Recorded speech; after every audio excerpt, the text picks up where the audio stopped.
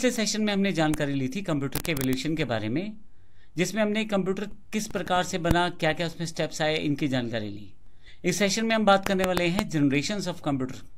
Computer की कौन कौन सी जनरेशन रही है, किस तरह से कंप्यूटर विकसित हुआ है अलग अलग टेक्नोलॉजी के रूप में, उसकी जानकारी हम इस सेशन में लेने वाले हैं। मैं आपको बता दूं, एग्जाम में काफ़ी सारे क्वेश्चन इससे पूछे जाते हैं कि कौन सी जनरेशन में कौन सी टेक्नोलॉजी यूज़ की गई और किस किस तरह के कंप्यूटर एग्जाम्पल्स उस जनरेशन में मिलते हैं। तो आइए इन सब चीज़ों की जानकारी हम लोग लेने वाले हैं इस सेगमेंट, इस उदाहरण में। तो सबसे पहले शुरुआत करते हैं जनरेशन ऑफ कंप्यूटर में फर्स्ट जनरेशन, जो 1946 से 1956 तक रही। तो आइए बात करते हैं फर्स्ट जनरेशन की, जो 1946 से 1956 तक रही। कंप्यूटर की फर्स्ट जनरेशन में वैक्यूम ट्यूब का यूज़ किया गया था। कुछ बल्ब नुमा ट्यूब रहता है जो कांच का बना रहता है और इसे वैक्यूम ट्यूब कहते हैं। इसका आविष्कार सन 1904 में जॉन एम्ब्रोस फ्लेमिंग ने किया था। अब ध्यान रखिएगा, एग्जाम्स में इस तरह के क्वेश्चन रहेंगे कि फर्स्ट जनरेशन में क्या टेक्नोलॉजी यूज़ की गई और इसको किसने आविष्कृत किया। तो 1904 में जॉन एम्ब्रोस ने वैक्यूम ट्यूब का आविष्कार किया।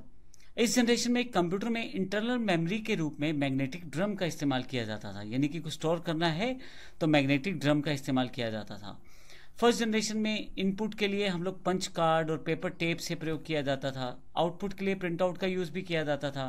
अब पंच कार्ड मुख्यतः क्या होता था, होल्स वाले कार्ड थे जिनमें कुछ होल्स रहते थे जिससे उनको होल्स के रूप में डेटा स्टोर किया जाता था, और ये एक पेपर टेप के रूप में अवेलेबल रहता था। फर्स्ट जनरेशन जब आया तो कंप्यूटर बहुत बड़े बड़े थे, लेकिन इनकी स्पीड उस तरह से नहीं थी। आकार में बड़ा होने के बावजूद इनकी स्पीड बहुत ही कम थी। लेकिन नॉर्मल ह्यूमन बीइंग, जो एक आदमी नॉर्मल कैलकुलेशंस कर लेता है, उससे कई गुना ज़्यादा थी, इसलिए इनका प्रयोग वहाँ से शुरू हो गया था। आपको बता दूं, फर्स्ट जनरेशन में जो एग्जांपल्स हैं, जो कंप्यूटर उस समय माना जाए कि कंप्यूटर की बात की जाए तो जनरेशन ऑफ कंप्यूटर में जो फर्स्ट जनरेशन है उसमें ENIAC, एडवेक, UNIVAC 1, UNIVAC 2, IBM 701, IBM 650, ये सब फर्स्ट जनरेशन के एग्जाम्पल्स हैं। आपसे कई बार एग्जाम्स में पूछा जाता है कि IBM 650 किस जनरेशन का कंप्यूटर है, या ये भी पूछा जाता है कि कौन फर्स्ट जनरेशन में आने वाले कंप्यूटर कौन कौन से हैं। तो ये इस तरह से आप ध्यान रख सकते हैं। इसके पास जो जनरेशन आई वो ट्रांजिस्टर जनरेशन थी। ट्रांजिस्टर एक छोटा सा इलेक्ट्रॉनिक पार्ट है, छोटा सा इलेक्ट्रॉनिक पुर्जा, जिसमें एमिटर, कलेक्टर, बेस 3 सेगमेंट रहते हैं। लेकिन मुख्य बात यह है कि वैक्यूम ट्यूब की तुलना में बड़े छोटे थे, जिसकी वजह से कंप्यूटर का साइज अब छोटा होने लगा था। ट्रांजिस्टर का जो आविष्कार किया वो विलियम शॉकली ने 1947 में किया। इसमें इनपुट के लिए पंच कार्ड और पेपर टेप का इस्तेमाल कर रहे थे और आउटपुट प्रिंट आउट के रूप में प्रयोग कर रहे थे। सेकंड जनरेशन में कंप्यूटर फर्स्ट जनरेशन की तुलना में छोटे हो गए। रीज़न बड़ा सिंपल था, वैक्यूम ट्यूब साइज में बड़े बड़े थे जबकि ट्रांजिस्टर छोटे छोटे थे। तो ट्रांजिस्टर लगाने की वजह से वहाँ जगह कम घेरी कंप्यूटर ने और आकार उनका जो कम हो गया। इसके साथ साथ इनकी स्पीड भी बेहतर हुई। यहाँ इस जनरेशन तक आते आते हाई लेवल लैंग्वेजेस का इवोल्यूशन शुरू हो गया था। फोर्ट्रॉन, कोबोल इसके एग्जाम्पल है जिसको प्रयोग किया गया। इसके अलावा जो सेकंड जनरेशन के कंप्यूटर थे उनमें IBM 1620 यानी कि 1620, IBM 1401, IBM 7094, CDC 1604, CDC 3600, UNIVAC 1108 second generation के कंप्यूटर के कुछ एग्जाम्पल्स हैं जिनका प्रयोग किया जाता था। 1956 से लेकर 1964 तक का जो समय रहा वो सेकंड जनरेशन के कंप्यूटर्स का रहा। आकार में ये छोटे हो चुके थे, टेक्नोलॉजी बदल चुकी थी और अब स्पीड भी बेहतर हो चुकी थी। इसके बाद जो थर्ड जनरेशन कंप्यूटर आया है उससे एक कंप्यूटर की क्रांति सी आ गई, क्योंकि 1964 से 1971 के बीच में इलेक्ट्रॉनिकली बड़े बदलाव हो रहे थे। जैसे अब ट्रांजिस्टर की जगह IC यानी कि इंटीग्रेटेड सर्किट का यूज़ शुरू हो गया था। इसका आविष्कार जैक किल्बी ने 1959 में किया था। अब मैं आपको बता दूं, बहुत सारे ट्रांजिस्टर की जगह एक IC का प्रयोग किया जाता है। अब ऐसे केस में कंप्यूटर का साइज और छोटा होना शुरू हो गया था। अब मैग्नेटिक कोर्स का जो प्रयोग किया जा रहा था वो प्राइमरी मेमोरी के रूप में, और मैग्नेटिक टेप का जो यूज़ किया जा रहा था वो सेकेंडरी मेमोरी के रूप में किया जा रहा था। इस जनरेशन के कंप्यूटर में एक खास बात और थी कि अब कीबोर्ड और माउस का प्रयोग होना शुरू हो रहा था। आउटपुट को शो करने के लिए मॉनिटर का इस्तेमाल किया जाने लगा था, क्योंकि इलेक्ट्रॉनिकली चीज़ें जुड़ चुकी थी।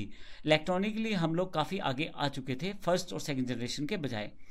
इस पीढ़ी में या इस जनरेशन में हाई लेवल लैंग्वेज जैसे फोर्ट्रॉन, कोबोल, पास्कल, एल्गो का यूज़ होने लग गया था।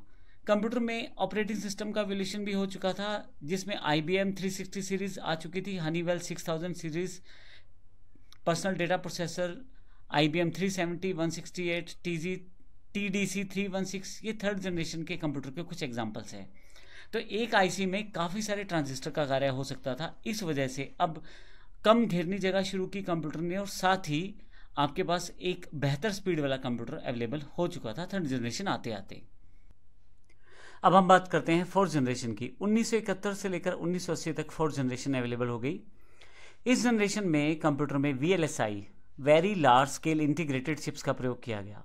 Very large scale integrated chips को माइक्रो प्रोसेसर भी कहा जाता है। VLSI सर्किट एक सिलिकॉन चिप पर बना होता है, लेकिन इसमें 5000 ट्रांजिस्टर और अन्य सर्किट्स को भी हम शामिल कर सकते हैं, इसीलिए इसे माइक्रो प्रोसेसर कहा जाता है।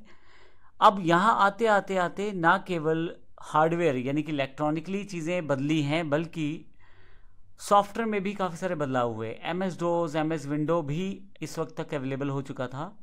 C++, DBase, ETC जैसी C++, DBase जैसी हाई लेवल लैंग्वेजेस आ गई थी। इस जनरेशन में कंप्यूटर्स में इंटरनेट और ग्राफिकल यूज़र इंटरफेस जिसमें माउस का प्रयोग कर सकते थे वो भी अवेलेबल हो चुका था। IBM 4341, DEC10, Star 1000, PUP11, Cray1, PC, ये सब जो है फिफ्थ जनरेशन के कुछ एग्जाम्पल्स हैं। VLSI लगाने की वजह से कंप्यूटर का आकार बहुत छोटा हो चुका था।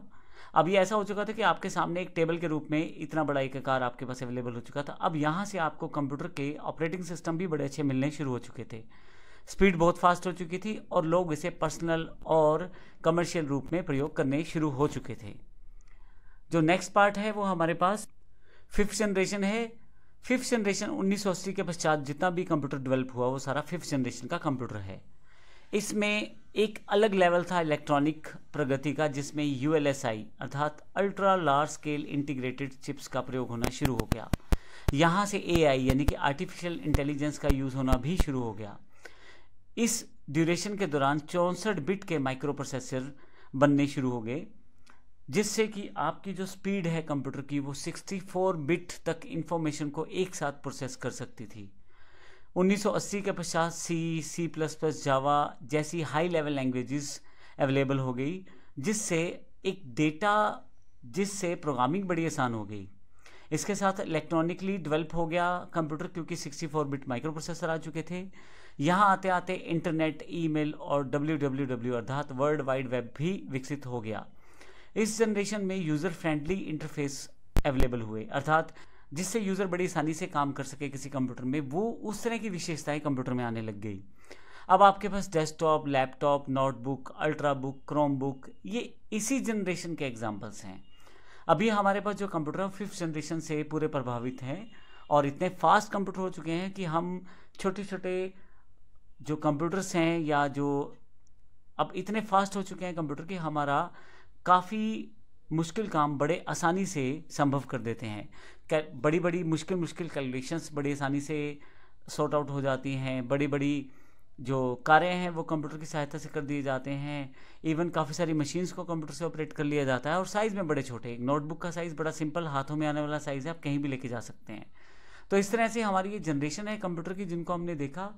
CCC में इन जनरेशन्स को क्वेश्चंस काफ़ी सारे पूछे जाते हैं और फुल फॉर्म्स का भी ज़रूर ध्यान रखें, जैसे ULSI है या VLSI है, तो इस तरह की चीज़ें आपसे पूछी जाएंगी। अब इस सेशन में हमने अपने कंप्यूटर जनरेशन्स को ख़त्म किया है। अगले सेशंस में हम देखेंगे कंप्यूटर के फीचर्स क्या हैं। हम कंप्यूटर जब इस्तेमाल करते हैं तो उसके कौन कौन से पहलू हैं जिन्हें हमें जानना ज़रूरी है। धन्यवाद।